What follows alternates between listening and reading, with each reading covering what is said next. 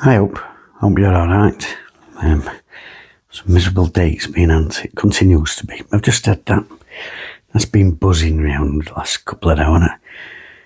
It's the new aeroplane, isn't it? Police have got an aeroplane now.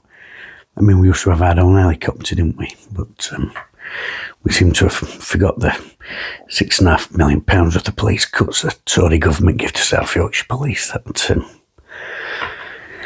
it all seems distant history now.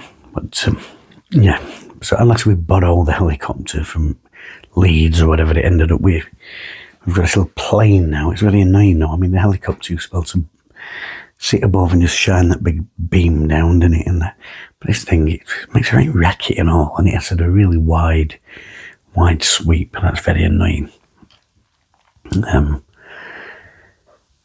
I just think, if tactically, the police have got to have old-fashioned aerial support, we should go the whole hog and then have them big zeppelins like they do in Gotham City, bring a bit of classic Art Deco vibe to things, If we've got to have old shit, let's make it look good. That's my... Anyway, yes, I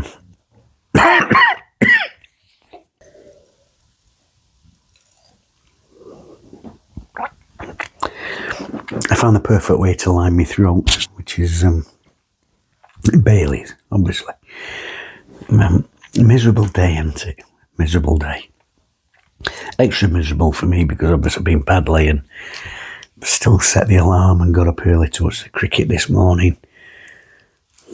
Dreadful.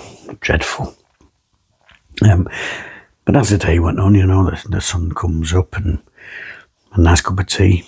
Made myself a nice breakfast, I thought, good day, Wednesday against Blackburn. And Jade and Boyd, as I said yesterday with the news at Pierce Charles, is back in action.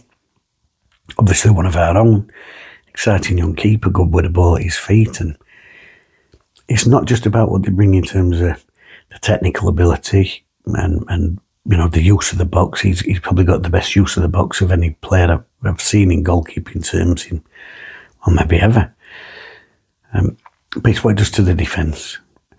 Defenders have a trust in a certain level of keeper. You saw that trust that, Louvens and Lees had with Westwood when he was in his pomp and, that sort of thing. So great news to have him back. A start for Liam Cooper, as we've said, an experienced campaign, and I talked about in that video last night. Brings your strength right down the spine of your team to have that keeper, that centre half, So we went to Blackburn, I think, in decent spirits, although I did notice the clouds circling overhead around dinner time. I thought, I wonder if this isn't going to hang about, which is quite prophetic, especially for those who made the journey over to Lancashire. But anyway, a positive start. I'd had a good breakfast, and Wednesday got the goalkeeper back. Charles in goal. Back five, if you like, Fuzier, Valerie, Cooper, Palmer and a mass. Midfield, how would I describe it? Well, Ingleson, Blow, McNeil in there, Barry Bannon sort of floating about, and young Kedamachi up top. The midfield was sort of odd shape, really. McNeil more or less on the right. There was a lot of movement between the other three, though, but basically that was a lineup. Bit of a nothing game, to be honest with you. Obviously, it was a little bit of a buzz for Wednesday because we've got these players, Cooper's come in, Charles is back. And of course, Wednesday have taken 6 out of the 8 points that we've achieved this season on the road, so the reason for optimism there. Blackburn themselves not got the greatest home form, so, there was a chance in there for us to sort of get something out of the game. As it was, a game of very few opportunities, really. I think I'm just looking at, I've got my notes. About 17 minutes before I moved from Wednesday. Bannon, Valerie got Fuzier down the right side. He's hit one across the box. Nobody in there. Fizzed right across the 6-yard line. So that was an opportunity. There was 2 or 3 minutes after a cross from the left-hand side. Cooper sort of trying to get up behind the back stick. That was from a free kick, trying to get his head on it, and he was sort of, well, to be honest, he was fouled, but one of them that big centre halves don't seem to get. But it wasn't a great game, but I would say it was quite an even game. I think the Ewood Park crowd were pretty quiet. I think they seemed frustrated about the sort of speed, the slow build-up. Blackburn were doing that thing that a lot of modern teams doing, that sort of fannying about with it, in and out and back again.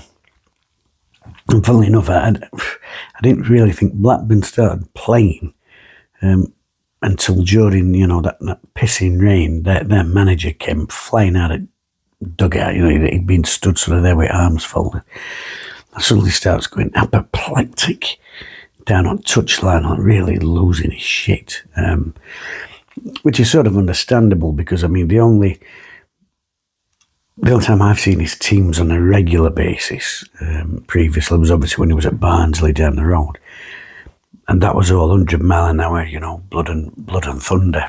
And going back to the days of three substitutes, he would often, he'd sub his front three because they had to work that hard in the, 55 to 75 minutes that they got, run your blood to water. And I didn't really recognise that imprint on this Blackburn team that he put out. So he's down there going absolutely apoplectic. And suddenly they actually did start zipping it about a little bit quicker and putting a bit of pressure in. And of course, that's when they scored. It's a little bit of pressure down our hand side, little 1-2. Terrific ball into box. It sort of fizzed in diagonally towards the near corner of the 6-yard box. Their lads made a little blind run. Well, every run into Wednesday's box seems to be a blind run these days. Nobody ever seems to get picked up. Excuse me. That gets tucked home. But I thought it was a little bit flattering to Blackburn, to be honest with you. I didn't think there was anything special. I thought we were more than in the game. It wasn't, like I said, it wasn't a great game. But both teams were actually, I won't say using the ball well, but using the ball quite quickly. The pitch was slick, so it did mean that there were plenty of tackles going in and plenty of quick but loose passes, and I don't mind that sort of thing. I find it quite entertaining in its own way, even if it's not, the aesthetic that people really want to see. Yeah, Wednesday were coping. It would have, like I said, there's one or two little niggly fouls going in. Obviously, the pitch, before the break was like a greased pan, and folks were sliding about in there. They were every time a fullback made a challenge, he sort of ended up in advertising boards. And obviously, when you're sliding about like that, there's always that little fraction where you sort of can lose control of your body or the control of your slide. There's one of their lads was chasing down a ball that he weren't going to get to, but he was desperately trying to keep it in at byline, and he must have slid 7 yards off a pitch over byline. And of course, when you're doing that sort of thing, that's when you get these daft little fouls where people lose a bit of control or direction. And so there was 5 bookings, and I thought, well, it's not an oil painting of a game, but it is set up in second half to, be a bit of a scrap. It would obviously, the pit would cut up a little bit, and I thought, yeah, it's got the potential to become one of them rough and tumble games. And when you're at bottom of the table like that should suit you. You don't want to be out footballing teams who've probably got better squads than you, but if you can make it into a scrap, great stuff. And I thought everything's primed for the, maybe an ugly but exciting second half. No, we didn't get an ugly and exciting second half because the ball weren't bouncing, and after 55 minutes the referee, called a halt to play. And there were areas of pitch where ball weren't bouncing, but it weren't like it were dead, it were bouncing a couple of inches, which, probably in modern football that's health and safety and blah, blah, blah, and the great spectacle in the TV age. But I wonder how many games I saw played on pitches like that when I was a kid. Hundreds. Absolutely hundreds. And it's, I don't know, is it all this with football being in the realm of entertainment now that anything less than a perfect bowling green, with balls zipping about, can't be accepted, or is it more to do with health and safety? I don't know, but either way, it all seems a bit soft, I mean, Christ, look where we live. If you were allowed to play when a ball only bounced 2 inches up off the surface, I'd have probably only ever played 45 minutes football in my entire life and been 10 years old to 40 or whatever, Anyways, there was a big delay, 10, 15 minutes, so the solitary groundsman out with one of them mini little forks, going to do anything. And there's some kids come out with some mini rollers, which, again, going to do absolutely nothing. It was an absolute deluge down there. So the game called off by the young referee, probably understandable by the modern take on the rules and everything else, but I thought it was disappointing because even at 1-0, I thought we were still more than in that game. I didn't think they'd been anything special. One decent ball into box they'd scored from, but there we go. And it's left a bit of a damp squib, really, hasn't it, on weekend. I was really looking forward to it. As I said, I'd been badly. I thought, oh great, get up in the morning, nice and early. Cricket, we're not in a bad position. Wednesday match, our team not doing brilliantly at home. Super. And pumped at cricket, and Wednesday match abandoned. So, bit of a dead rubber of a weekend, to be perfectly honest with you. Let's see if I've got anything else here in my notes. No, other than the bit about the World Cup draw, although to be honest, that's a summer thing for me. I'll not even be giving that a second thought. Although I see Scotland got Brazil again for the 400th time. I mean, it seems to be every time they qualify, don't it? You've got to feel sorry for them. Well, there we go.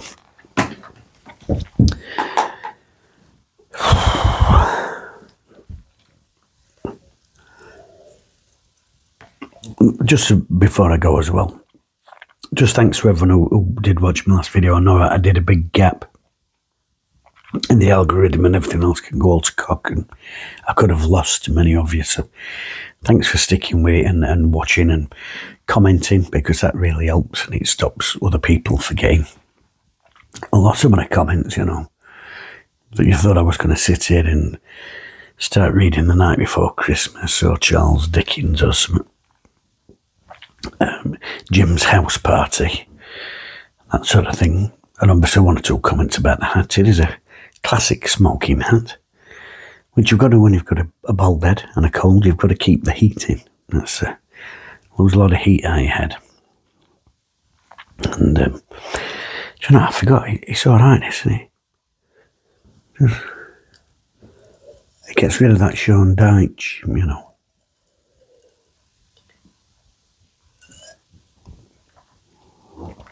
Anyway, I'm going to get off now because it is actually pretty early finish for me. It is 1:45.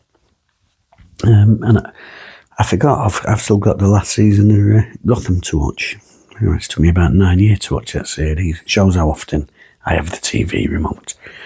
Anyway, take care, and I'll see you for the next one. Been at Ewood Park yesterday? If so, you might have seen this man.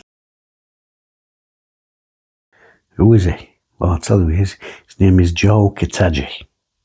He's the CEO of a company called Nakatomi Trading, which is the US wing of a Japanese company called the Nakatomi Corporation. Multi-millionaire. He will be in Sheffield to have a look around the stadium and have talks as soon as he flies over. He's coming over after they've had their works Christmas do, which I gather is Christmas Eve in the Nakatomi Plaza, and he'll be straight over after that on Wednesday's new ownership will all be sorted out.